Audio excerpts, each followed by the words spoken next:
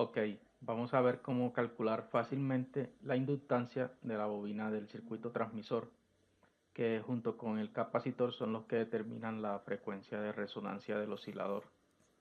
Para eso lo único que necesitamos saber entonces es el diámetro de la bobina. Lo que podemos hacer es pues tomar varias medidas y hacer promedios, por ejemplo medir diámetro interno y diámetro externo y así obtener un valor más exacto si queremos números precisos. Lo que yo voy a hacer es simplemente una aproximación, voy a medir de centro a centro más o menos lo que yo considero que es el diámetro. Aquí ya tengo la medida, entonces vamos a ver más o menos 135 milímetros. Para hacer el cálculo, entonces simplemente podemos mirar que la bobina es un solenoide de una sola espira.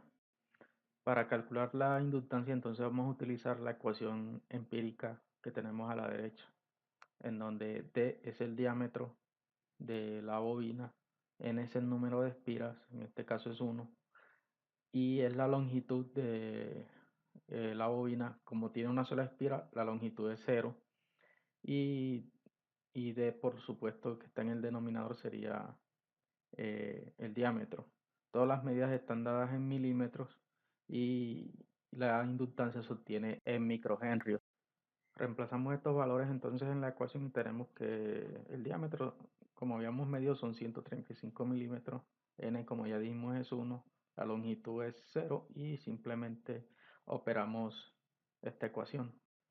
El resultado entonces es 0.3 microhenrios, que sería el valor de la inductancia para la bobina que tengo colocada en el oscilador que yo hice.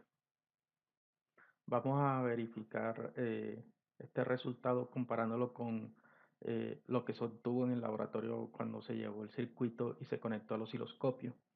Para ello vamos a calcular la frecuencia de resonancia del oscilador y vamos a ver cuánto obtuvimos en el osciloscopio cuando realizamos la medida. La ecuación de la frecuencia de resonancia ya la conocemos de los videos pasados. Ya tenemos la inductancia que acabamos de calcular y la capacitancia se puede leer directamente del capacitor. El capacitor que tenía montado el día que hice la medición en el laboratorio es este azul de acá, que es de 0.068 microfaradios. Al reemplazar nos queda la siguiente expresión donde la inductancia sería 0.3 por 10 a la menos 6 porque está en microhenrios y el capacitor, la capacitancia sería 0.068 por 10 a la menos 6 porque está en microfaradios. Al operar se obtiene que la frecuencia es 1.1 MHz, que al compararla con la frecuencia que se obtuvo en la medida del osciloscopio en el laboratorio, vemos que es exactamente la misma. Así que el cálculo, además de ser muy fácil, es muy confiable para determinar no solamente la inductancia de la bobina que coloquemos ahí, que uno por ver solo un alambre o ver solo una espira a veces puede sentir desconfianza digamos, atreverse a determinar un valor. Vemos que es un cálculo muy fácil, muy simple y confiable, que además nos puede llevar a determinar de antemano la frecuencia a la que va a oscilar nuestro circuito. No siendo más, nos vemos en el próximo video. Adiós.